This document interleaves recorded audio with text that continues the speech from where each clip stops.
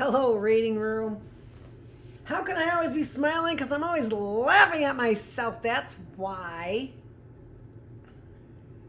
you're supposed to be covering that.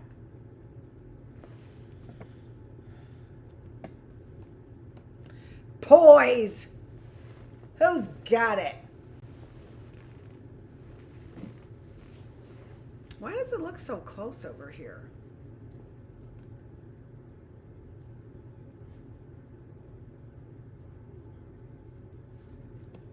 Okay, we're in the reading room and we are reading Orphan Train. It is so good.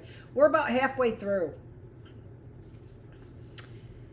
Hemingford County, Minnesota, 1930. If you didn't notice as I was scrolling through there that I have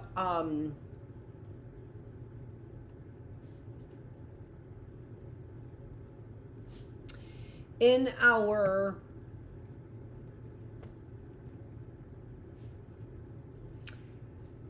what did you do on your 4 days off? I do have a Life on Books that I went to, and that started just like watching those videos for some recommendations, and boy, does that guy know what he's talking about on books. For sure he knows what he's talking about. So check that out. Yeah, check it out.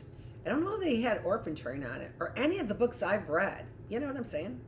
What I'm saying is then that means that there's a bookload of stuff for me to check out. Get it? No pun intended. True that. Hemingford County, Minnesota, 1930.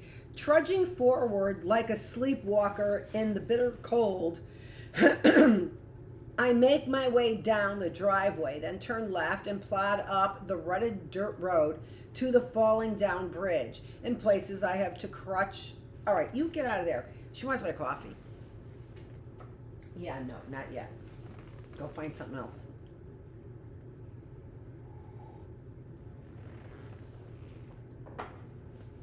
But that's what I find she whines about a lot.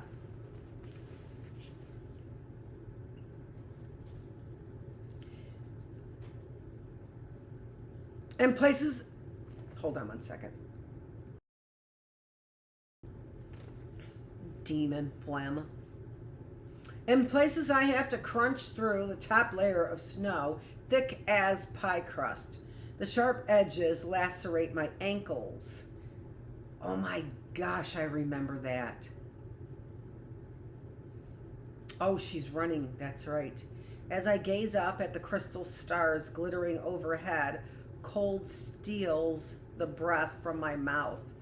Once I'm out of the woods and on the main road, a full moon bathes the fields around me in a shimmering pearly light. Gravel crunches loudly under my boots. I can feel its pebbly roughness through my thin soles.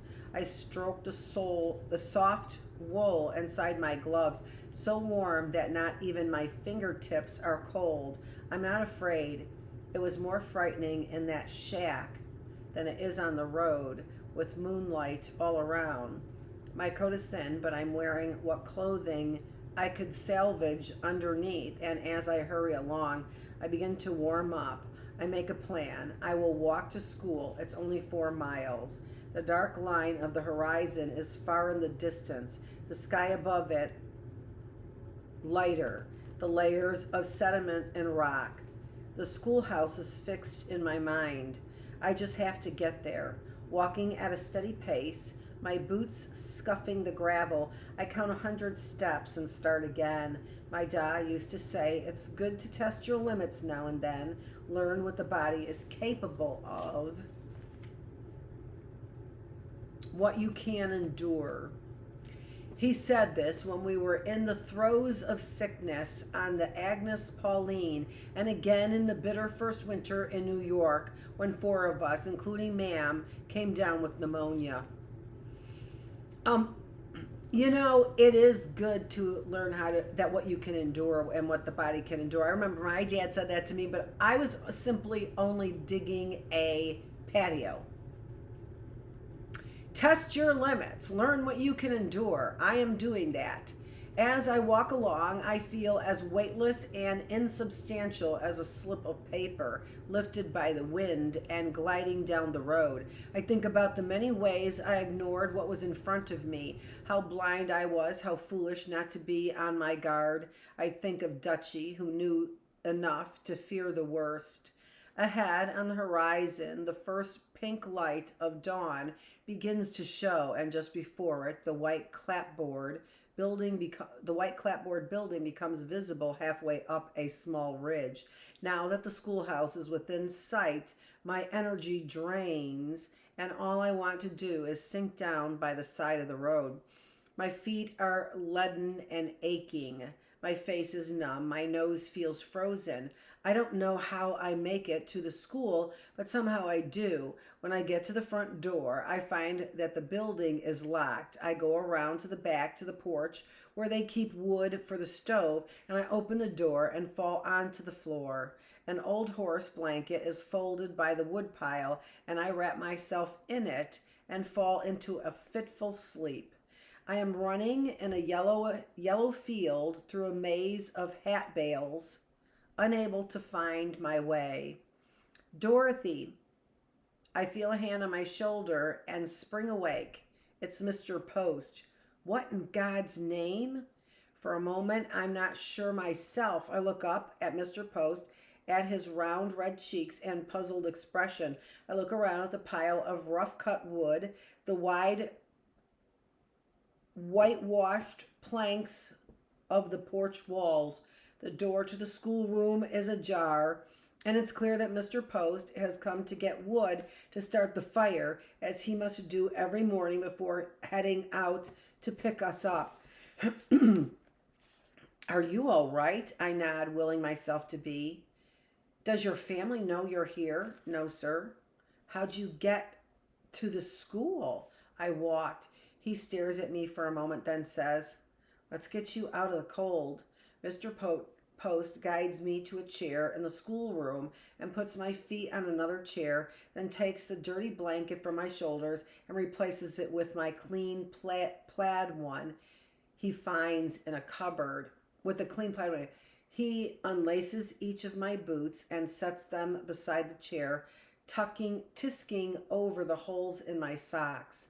Then I watch him make a fire. The room is already getting warm when Miss Laren arrives in a few minutes later. What's this? She says. Dorothy? She unwraps her violet scarf and takes off her hat and gloves. In the window behind her, I see a car pulling away. Miss Larson's long hair is coiled in a bun at the nape of her neck, and her brown eyes are clear and bright. The pink wool skirt she's wearing brings out the color in her cheeks. Kneeling by my chair, she says, Goodness, child, have you been here long? Mr. Post, having completed his duties, is putting on his hat and coat to make the rounds in the truck. She was asleep out there on the porch when I arrived, he laughs. Scared the bejesus out of me. I'm sure it did, she says. Says she walked here 4 miles. He shakes his head. Lucky she didn't freeze to death. You seem to have warmed her up nicely. She's thawing out. Well, I'm off to get the others. He pats the front of his coat. See you in a jiff. As soon as he leaves, Miss Larson says, Now then, tell me what happened. And I do. I wasn't planning to, but she looks at me with such genuine concern that everything spills out. I tell her about Mrs. Grote lying in bed all day and Mr. Grote in the woods and the snow dust on my face in the morning and the stained mattress. I tell her about the cold squirrel stew and the squalling children. And I tell her about Mr. Grote on the sofa, his hands on me, and pregnant Mrs. Grote in the hallway yelling at me to get out. I tell her that I was afraid to stop walking, afraid that I would fall asleep. I tell her about the gloves Fanny knitted for me. Miss Larson puts her hand over mine and leaves it there, squeezing it every now and then. Oh, Dorothy, she says. And then, thank goodness for the gloves. Fanny sounds like a good friend. She was. She holds her chin, tapping it with 2 fingers. Who brought you to the Grotes? Mr. Sorensen from the Children's Aid Society. All right. When Mr. Post gets back, I'll send him out to find this Mr. Sorensen. Opening her lunch pail, she pulls out a biscuit. You must be hungry. Normally I would refuse. I know this is part of her lunch, but I am so ravenous that at the sight of the biscuit, my mouth fills with water. I accept it shamefully and wolf it down. While I'm eating the biscuit, Miss Larson heats water on the stove for tea and cuts an apple into slices, arranging them on a chipped china plate from the shelf. I watch as she spoons loose tea into a strainer and pours the boiling water over it into 2 cups. I've never seen her offer tea to a child before, and certainly not to me. Miss Larson, I start. Would you ever? She seems to know what I'm asking. Take you home to live with me? She smiles, but her expression is pained. I care about you, Dorothy. I think you know that, but I can't. I'm in no position to take care of a girl. I live in a boarding house. I nod, a knob at my throat. I will help you find a home, she says gently, a place that is safe and clean, where you'll be treated like a 10-year-old girl. I promise you that. When the other kids file in from the truck, they look at me curiously. What's she doing here? One boy, Robert, says. Dorothy came in a little early this morning. Miss Larson smooths the front of her pretty pink skirt. Take your seats and pull out your workbooks, children. After Mr. Post has come in from the back with more wood and arranged the logs in the bin by the stove, Miss Larson signals him and he follows her back to the entry vestibule. A few minutes later, he heads outside again, still in his coat and cap. The engine roars to life and the brakes screech as he maneuvers the truck down the steep drive. About an hour later, I hear the truck's distinctive clatter and look out the window. I watch as it slowly makes its way up the hill, then comes to a stop. Mr. Post climbs out and comes in the porch door, and Miss Larson excuses herself from the lesson and goes to the back. A few moments later, she calls my name and I rise from the desk, all eyes on me, and make my way to the porch. Miss Larson seems worried. She keeps touching her hair in the bun. Dorothy, Mr. Sorensen is not convinced. She stops and touches her neck, glances beseechingly at Mr. Post. I think what Miss Larson is trying to say, he says slowly, is that you will need to explain what happened in detail to Mr. Sorensen. Ideally, as you know, they want to make the placement work. Mr. Sorensen wonders if this might simply be a matter of miscommunication. I feel lighthearted as I realize what Mr. Post is saying. He doesn't believe me. A look passes between them. It's not a question of believing or not believing. He just needs to hear the story from you, Miss Larson says. For the first time in my life, I feel the wildness of revolt. Tears spring to my eyes. I'm not going back there. I can't. Miss Larson puts an arm around my shoulder.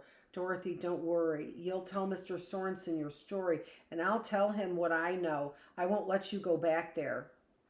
The next few hours are a blur. I mimic Lucy's movements, pulling out the spelling primer when she does, lining up behind her to write on the board, but I barely register what's going on around me. When she whispers, "Are you all right?" I shrug. She squeezes my hand, but I don't probe further, and I don't know if it's because she senses I don't want to talk about it or if she's afraid of what I might say. This is just so true. This is just so true. I mean, and then if there is any skepticism, they certainly will not believe the child ever. And by the way, they could see there would be blood stains. After lunch, when we are back in our seats, I see a vehicle way off in the distance. The sound of the motor fills my head. The dark truck coming toward the school is the only thing I see, and here it is, puttering up the steep drive, screeching to a stop behind Mr. Post's truck. I see Mr. Sorensen in the driver's seat. He sits there for a moment, takes off his black felt hat, strokes his black mustache, then he opens the car door. And, the author does a great job, and you cannot just make your words linger so long so that you can feel the fear that she feels. But don't forget that that fear lingers so much that she can't pay attention to anything, right? When emotions are high, cognitions are low. What can she learn in a classroom when she is that afraid? My, Mr. Sorensen says when I've finished my story. We are sitting on hard chairs on the back porch, warmer now than it was earlier in the day from the sun and the heat of the stove. He reaches out to pat my leg, then seems to think better of it and rests his hand on his hip. With his other hand, he strokes his mustache. Such a long walk in the cold. You must have been very... His voice trails off, and yet, I wonder, the middle of the night, might you perhaps have... I look at him steadily, my heart pounding in my chest. Misconstrued? He looks at Miss Larson, a 10-year-old girl. Don't you find, Miss Larson, that there can be a certain excitability, a tendency to over-dramatize? It depends on the girl, Mr. Sorensen, she says stiffly, lifting her chin. I have never known Dorothy to lie. Chuckling, he shakes his head. Miss Larson, that's not at all what I'm saying. Of course not. Of course not. I merely meant that sometimes, particularly if one has been through distressing events in one's life, one's young life, one might be inclined to jump to conclusions, to inadvertently blow things out of proportion. I saw with my own eyes that living conditions in Grote household were, well, less than optimal, but we can't all have storybook families, can we, Miss Larson? The world is not a perfect place, and when we are dependent on the charity of others, we are not always in a position to complain.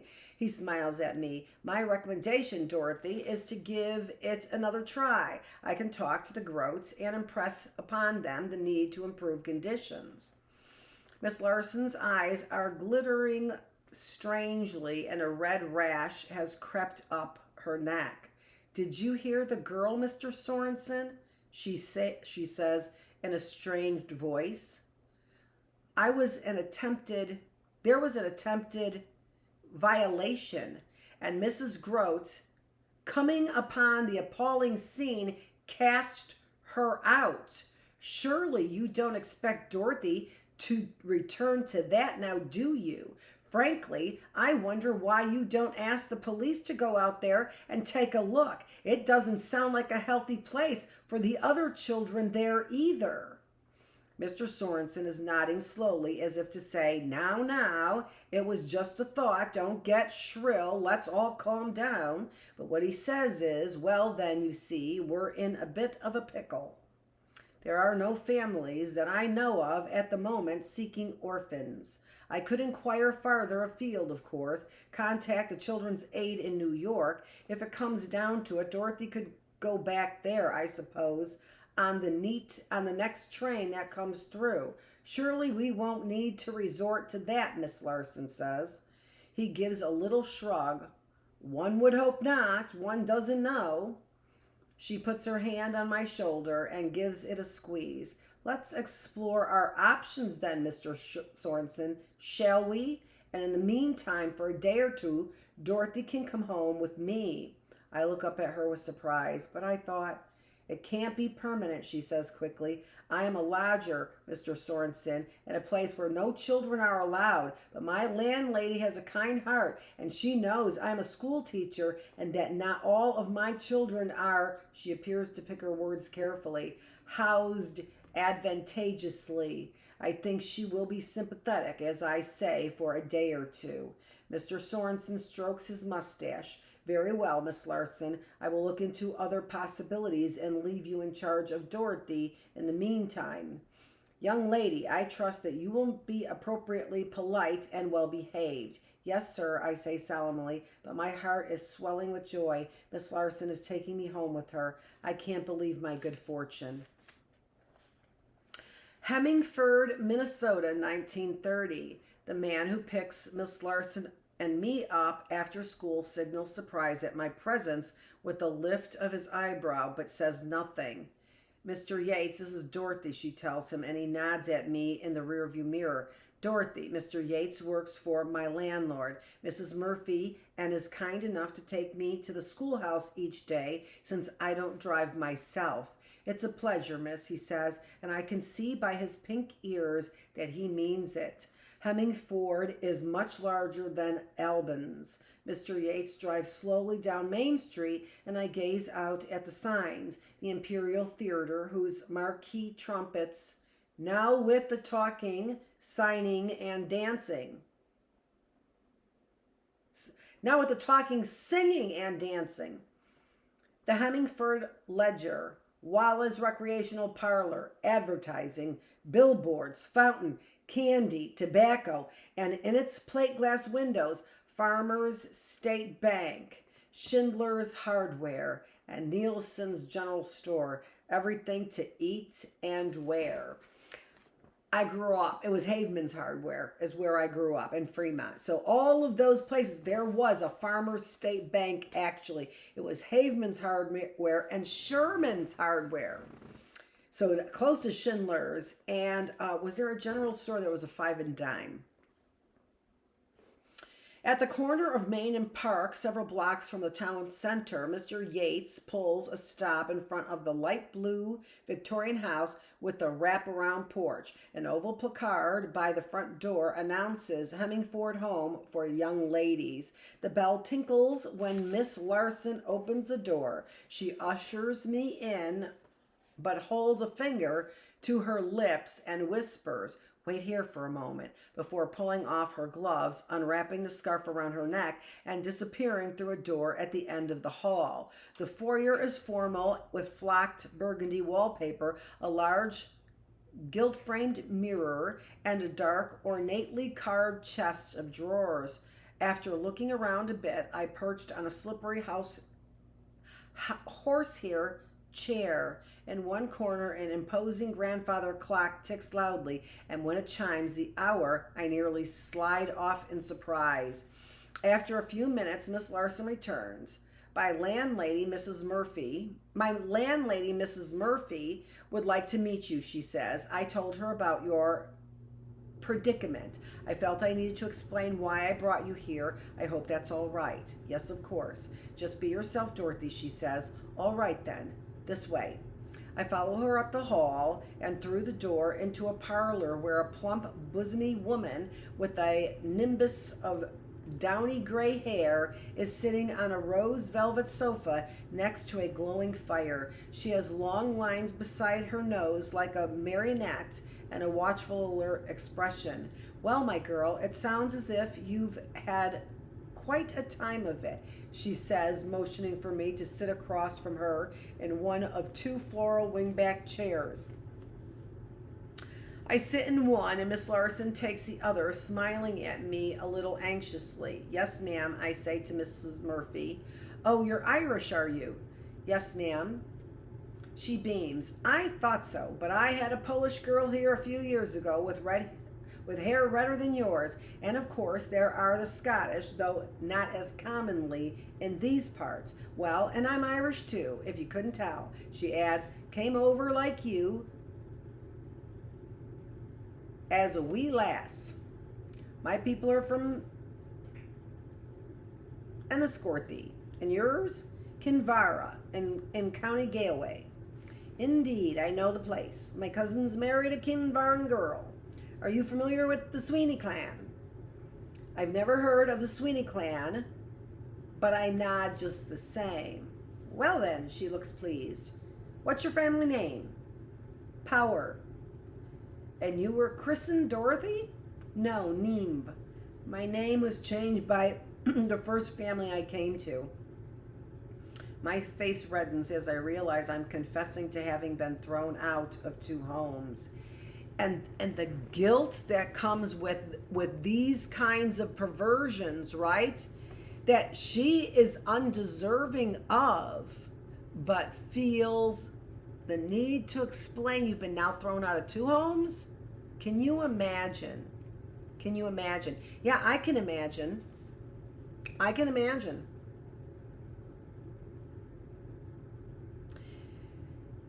But she doesn't seem to notice or care. I guessed as much. Dorothy is no Irish name. Leaning toward me, she inspects my necklace. A claddagh. I haven't seen one of these in an elephant's age. From home? I nod. My gram gave it to me. Yes, and see how she guards it. She comments to Miss Larson.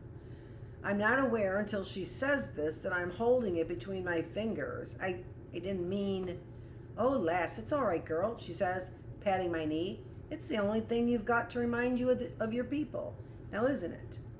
When Mrs. Murphy turns her attention to the cabbage rose tea service on the table in front of her, Miss Larson gives me a wink. I think we're both surprised when Mrs. Murphy seems to be warming to me so quickly. Miss Larson's room is tidy and bright and about the size of a storage closet, barely big enough for a single bell, a tall oak dresser, and a narrow pine desk with a brass lamp. The bedspread has neatly tucked in hospital corners. The pillowcase is clean and white. Several watercolors of her flowers hang from hooks on the walls, and a black and white photograph of a stern-looking couple sits on the dresser in a gilt frame. You know, also the bravery of her to tell a story to Miss Larson right away, right? Because there's always this chaos about the guilt and whether or not she's the kind of person who's going to believe my story, or do I just have to forget about it, right? Are these your parents, I ask, looking closely at the picture. A bearded man in a dark suit stands stiffly behind a thin woman seated in a straight-back chair. The woman, wearing a plain black dress, looks like a sterner version of Miss Larson. Yes, she comes closer and gazes at the picture. They're both dead now. I suppose that makes me an orphan too, she says after a moment. I'm not really an orphan, I tell her. Oh? At least I don't know. There was a fire. My mother went to the hospital. I never saw her again. But you think she may be alive? I nod. Would you hope to find her? I think of what the Skasmans said about my mother after the fire, that she'd gone crazy, lost her mind after losing all those children. It was a mental hospital. She wasn't well, even before the fire. This is the first time I've admitted this to anyone. It's a relief to speak the words. Oh, Dorothy, Miss Larson sighs, you've been through a lot in your young life, haven't you? When we go down to the formal dining room at 6 o'clock, I am stunned at the bounty. A ham in the middle of the table, roasted potatoes, Brussels sprouts glistening with butter, a basket of rolls. The dishes are real china in a pattern of purple forget-me-nots with silver trim. Even in Ireland, I never saw a table like this, except on a holiday. And this is so ordinary. This is an ordinary Tuesday. 5 boarders and Mrs. Murphy are standing behind chairs. I take the empty seat beside Miss Larson. Ladies, Mrs. Murphy says, standing on the head of the table, this is Miss Neempower from Country Galway by way of New York. She came to Minnesota as a train rider. You may have heard about them in the papers. She will be with us for a few days. Let's do our best to make her feel welcome. The other women are all in their 20s. One works as a counter girl at Nielsen's General Store, one at a bakery, another at Hemmingford Ledger as a receptionist. Under the watchful eye of Mrs. Murphy, all of them are polite, even rail-thin and sour-faced. Miss Grund, a clerk in the shoe store. She's not accustomed to children. Miss Larson whispers to me after Miss Grund shoots an icy look down the dinner table. These women are a little afraid of Mrs. Murphy, I can see. Over the course of dinner, I notice that she can be snappish and short-tempered, as she likes to be the boss.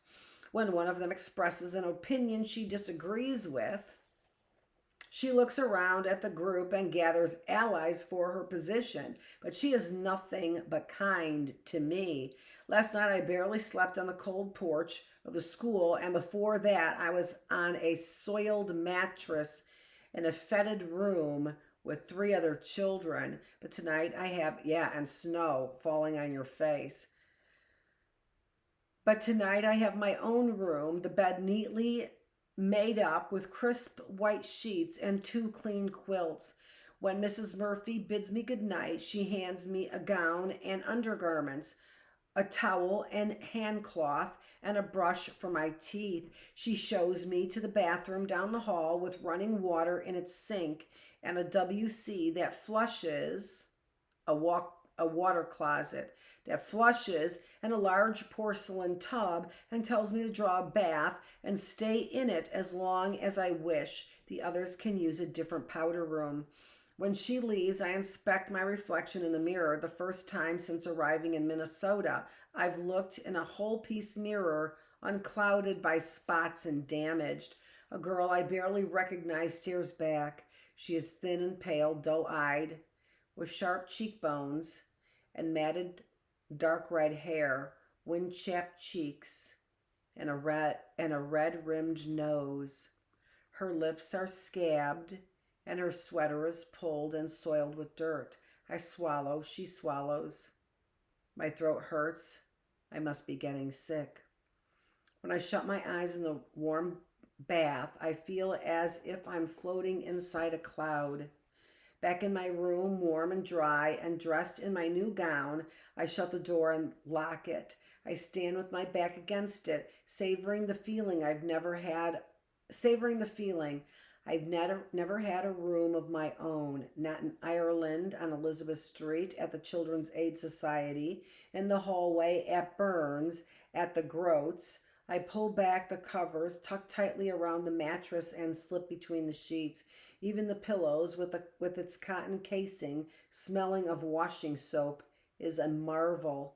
Lying on my back with the electric lamp on, I gaze at the small red and blue flowers in the off-white wallpaper.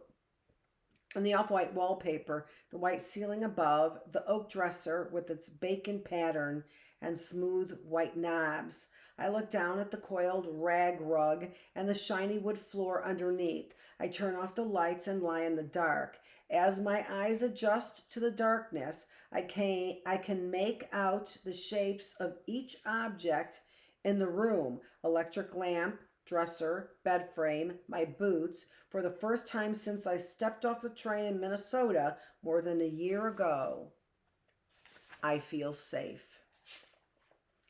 For the next week, I barely leave my bed. The white-haired doctor who comes to examine me puts a cold metal stethoscope to my chest, listens thoughtfully for a few moments, and announces that I have pneumonia. For days, I live in a fever with the covers pulled up and the shades drawn. The door to my bedroom open so that Mrs. Murphy can hear me call. She sets a smart silver bell on the dresser and instructs me to shake it if I need anything. I'm downstairs, she says. I'll come right up. And though she bustles around muttering about all the things she needs to do and how one girl or another, she calls them girls, though they are all working women, didn't make her bed on or left her dishes in the sink, or neglected to bring the tea set to the kitchen when she left the parlor. She drops everything when I ring the bell. The first few days, I slip in and out of sleep, opening my eyes to the soft glow of sunlight through my window shade, and then the room is dark. Mrs. Murphy leans over me with a cup of water, her yeasty breath on my face, the warm, hennish bulk of her against my shoulder. Miss Larson, hours later, placing a cold folded cloth on my forehead with careful fingers, Mrs. Murphy nursing me with chicken soup filled with carrots and celery and potatoes. In my moments of fevered consciousness, I think I am dreaming. Am I really in this warm bed, in this clean room? Am I really being taken care of? And then I wake in the light of a new day and feel different. Mrs. Murphy takes my temperature and it is under 100 degrees. Raising the shade, she says, look at what you've missed. I sit up and look outside at snow, the swirling cotton, blanketing everything and still falling. The sky white and more white. Trees, cars, the sidewalk, the house next door, transformed. My own awakening feels as momentous. I too am blanketed, my harsh edges obscured and transformed. When Mrs. Murphy learns that I have come with almost nothing, she sets about gathering clothes. In the hall is a large trunk filled with garments that boarders have left behind, chemises and stockings and dresses, sweater sets and skirts, and even a few pair of shoes. And she lays them out on the double bed in her own large room for me to try on. Almost everything is too big, but a few pieces will work. A sky blue cardigan embroidered with white flowers, a brown dress with pearl buttons, several sets of stockings, a pair of shoes. Jenny Early, Mrs. Murphy sighs, fingering a particularly beautiful yellow floral dress.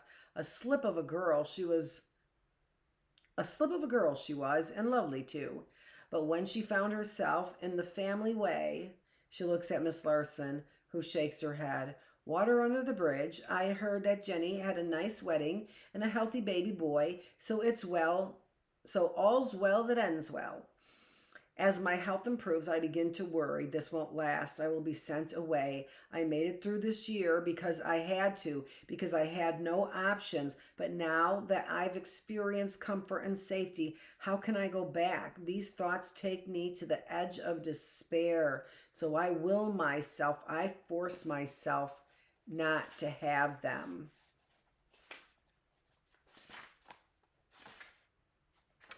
Okay, it's 3 pages. I'll keep reading. Since we're ready for 3 days off, let me keep reading. Spruce Harbor, Maine, 2011.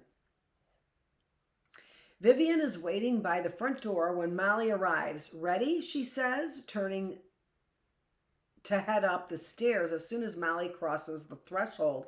Hang on. Molly shrugs off her army jacket and hangs it on the black iron coat rack in the corner. What about that cup of tea?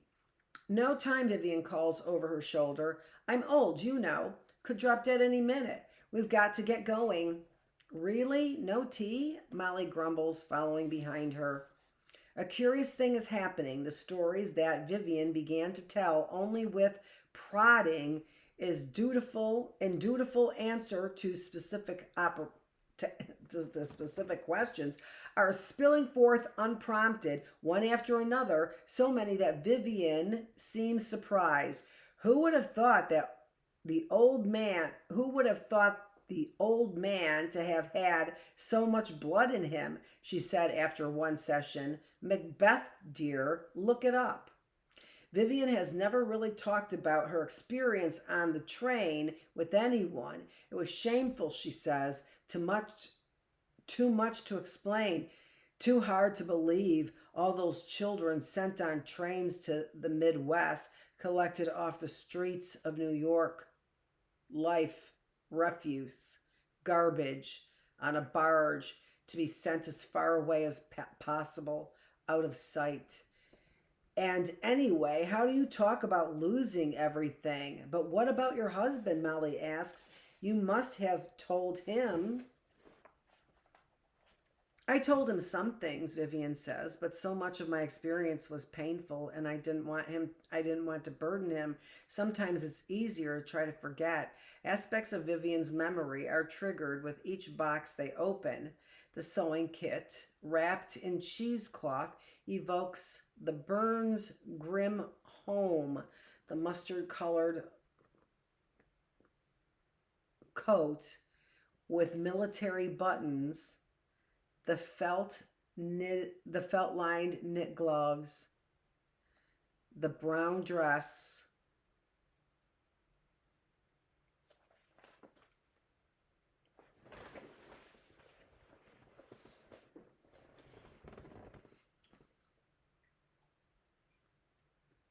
I should have known.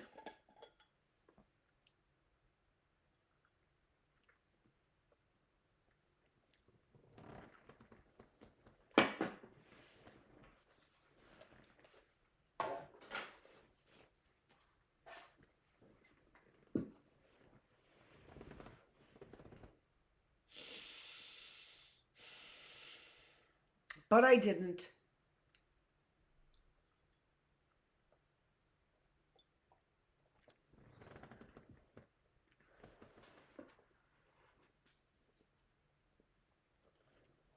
I do remember hating the mustard-colored coat, though. I do remember that.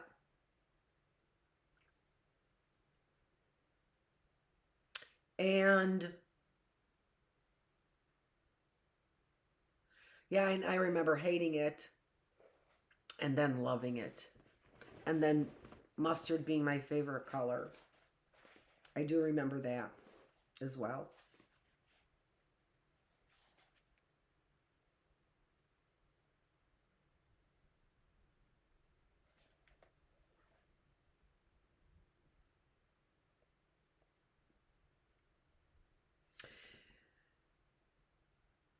The brown dress with pearl buttons, a carefully packed set of cabbage rose china. And even that name, Cabbage Rose China, is familiar to me. Soon enough, Molly is able to keep the cast of characters straight in her head. Neems, Graham, Macy, Mrs. Scatcherd, Dorothy, Mr. Sorensen, Miss Larson. One story circles back to another. Upright and do right make all right, as if joining scraps of fabric to make a quilt. Molly puts them in the right sequence and stitches them together, creating a pattern that was impossible to see when each piece was separate. When Vivian describes how it felt to be at the mercy of strangers, Molly nods. She knows full well what it's like to tramp down your natural inclinations, to force a smile when you feel numb. After a while, you don't know what your own needs are anymore. You're grateful for the slightest hint of kindness, and then, as you get older, suspicious. Why would anyone do anything for you without expecting something in return? And anyway, most of the time they don't. More often than not, you see the worst of people. You learn that most adults lie, that most people only look out for themselves, that you are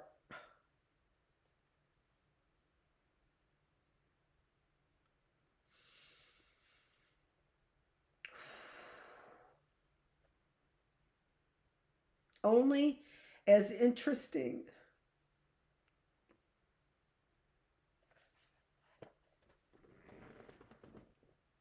as you are useful to somebody.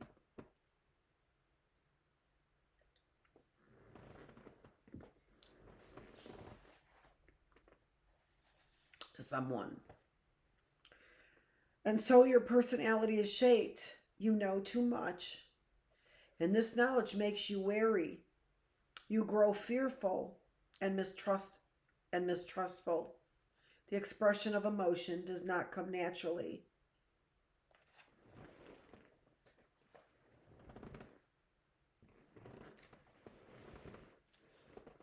So you learn to fake it, to pretend, to display an empathy you don't actually feel. And so it is that you learn how to pass, if you're lucky, to look like everyone else, even though you're broken inside. That's not exactly how I feel, though. I can feel the brokenness on the outside, so I don't digest the poison of that on the inside. Comprendo? I do. Comprenden? Do you? I don't know. Tyler Baldwin says one day in American history, after they watch a film about the Wabanakis. What's that saying again? To the victor go the spoils? I mean, it happens all the time, all over the world, right? One group wins, another loses. I could feel that in my bones at St. Michael's School. What's that saying again? To the victor goes the spoils? And it was again and again. To the victor goes the spoils. And again, it was saying it again and again and again. I mean, it happens all the time, all over the world, right? One group wins, another loses. And you could feel the innocence just draining if you remember yourself in elementary school, draining from those kids, and like the sadness that can overtake them when that kind of realization does. And even me now. I mean, I'm thinking I'm making the difference, just like Joan of Arc did, just like a lot of people thought they were making a difference. Well, it's true that humans have been dominating and oppressing each other since time began, Mr. Reed says. Do you think the oppressed group should just stop their complaining? Yeah, you lost. I kind of feel like saying, deal with it, Tyler says. The rage Molly feels is so overwhelming, she sees spots before her eyes. For more than 400 years, Indians were deceived, corralled, forced onto small pieces of land and discriminated against, called dirty Indians, Injuns, Redskins, savages. They couldn't get a job or buy homes. Would it compromise her probationary status to strangle this imbecile? She takes a deep breath and tries to calm down. Then she raises her hand. Mr. Reed looks at her with surprise. Molly rarely raises her hand. Yes? I'm an Indian. She never told anyone this except Jack. To Tyler, she knows she's just goth, if he thinks of her at all. Penobscot. I was born on Indian Island, and I just want to say that what happened to the Indians is exactly like what happened to the Irish under British rule. It wasn't a fair fight. Their land was stolen. Their religion was forbidden. They were forced to bend to foreign domination. It wasn't okay for the Irish, and it's not okay for the Indians. Gee, soapbox much? Soapbox much? Tyler mutters. Megan McDonald, one seat ahead of Molly, raises her hand and Mr. Reed nods. She has a point, she says. My grandpa's from Dublin. He's always talking about what the Brits did. Well, my granddad's parents lost everything in the Great Depression. You don't see me crying for handouts. Shit happens. Excuse my French, Tyler says. Tyler's French aside, Mr. Reed says, raising his eyebrows at the class as if to say he doesn't approve but will deal with it later, is that what we're talking about? Is that what we're doing? Asking for handouts? They just want to be treated fairly, a kid in the back says. But what does that mean? And where does it end? Another kid asks. These were the conversations we did have in classes just like this. I mean, I can't tell you which ones at different ages, different levels, but absolutely. As others join the conversation, Megan turns in her seat and squints at Molly as if noticing her for the first time. An Indian, huh? That's cool, she whispers. Like Molly Molasses, right? Weekdays, now Molly doesn't wait for Jack to take her to Vivian's house. Outside of school, she picks up the Island Explorer. You have other things to do, she tells him. I know it's a pain for you to wait on me, but in truth, taking the bus gives her the freedom to stay as long as Vivian will have her without Jack's questions. Molly hasn't told Jack about the Portage project. She knows he'd say it's a bad idea, that she's getting over-involved in Vivian's life, asking too much of her. Even so, Jack has an edge in his voice recently. So, hey, you're getting to the end of your hours soon, huh? He says, and making any progress up there? These days, Molly slips into Vivian's house, ducks her head with a quick hello to Terry, sidles up the stairs. It seems both too hard to explain her growing relationship with Vivian and beside the point. What does it matter with what anyone else thinks? Here's my theory. Jack says one day as they're sitting outside on the lawn at school during lunch period, it's a beautiful morning and the air fresh and mild. Dandelions dance like sparklers in the grass. Vivian is like a mother figure to you. Grandmother, great-grandmother, whatever. She listens to you. She tells you stories, lets you help her out. She makes you feel needed. No, Molly says with irritation. It's not like that. I have hours to do. She has work that needs to be done. Simple. Not really so simple, Ma, he says with exaggerated reasonableness. Ma tells me there's not a hell of a lot going on up there. He pops open a big can of iced tea and takes a long swallow. We're making progress. It's just hard to see. Hard to see, he laughs, unwrapping a Subway Italian sandwich. I thought the whole point was to get rid of the boxes. That seems fairly straightforward, no? Molly snaps a carrot stick in half. We're organizing things so they'll be a lot easier to find. But who? Estate sale people? Because that's who it's going to be, you know. Vivian will probably never set foot up there again. Then we're making it easier for the estate sale people. In truth, though, she hasn't admitted it out loud until now. Molly has virtually given up on the idea of disposing of anything. After all, what does it matter? Why shouldn't Vivian's attic be filled with things that are meaningful to her?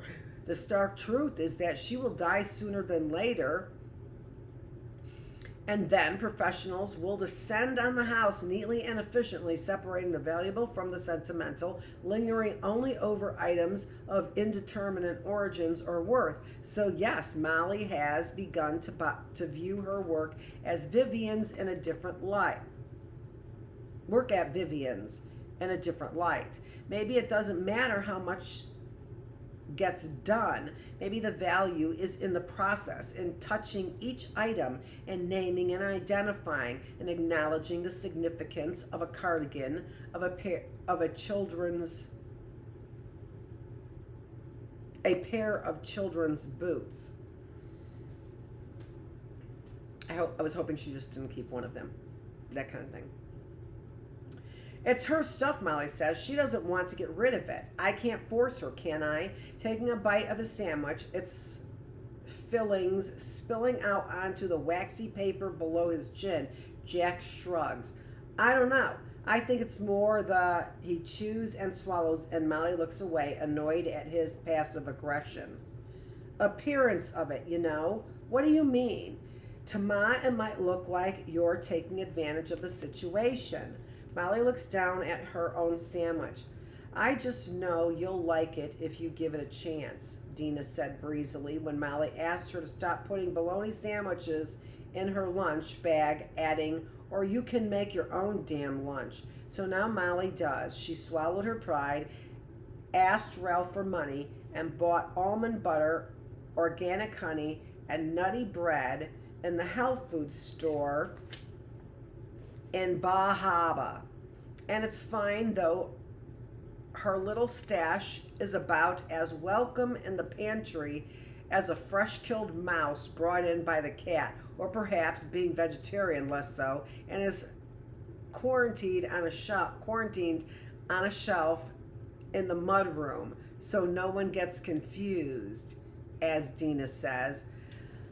Molly feels anger rising in her chest as Dina's unwillingness to accept her for who she is, at Terry's judgments and Jack's need to placate her, at all of them. The thing is, it's not really your mother's business, is it?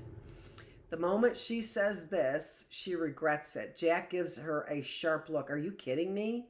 He balls up the Subway wrapper and stuffs it in the plastic bag it came in. Molly has never seen him like this. His jaw tight, his eyes hard and angry. My mother went out on a limb for you, he says. She brought you into that house. And do I need to remind you that she lied to Vivian? If anything happens, she can lose her job like that. He snaps his fingers hard. Jack, you're right. I'm sorry, she says. But he is already on his feet and walking away. This is Dr. Annette Feravich. We have just finished another 3 chapters in our book, which is Orphan Train, a novel by Christina Baker Kline. What an unbelievable novel. What just an unbelievable. I'm sorry. Holy smokes, was I like in tears or what? So I don't think that that's so mechanical and poised. Do you? This is Dr. Annette Feravich. Thanks so much for joining me here on my 3 days on, and get ready for your 4 days off. I'm going to be putting my little scrapbook together of embroidery and figuring that little mystery out, and cross your fingers and say your prayers that I will get this little obstacle, this little puzzle put together, because I am so very proud of my sewing machine. And even though it doesn't even work as a sewing machine because I don't even have those bobbins yet. So it is really a mystery for everybody who is just simply not willing to put things together for me. Who are you people hiding like cowards? Hiding like cowards. Hiding like cowards. This is Dr. Annette Feravich, February 19th, day 314 in the reading room, where we are reading a great story, and in doing so, we are putting things together to keep your mind, your body, and your spirit healthy. Thanks so much for joining me.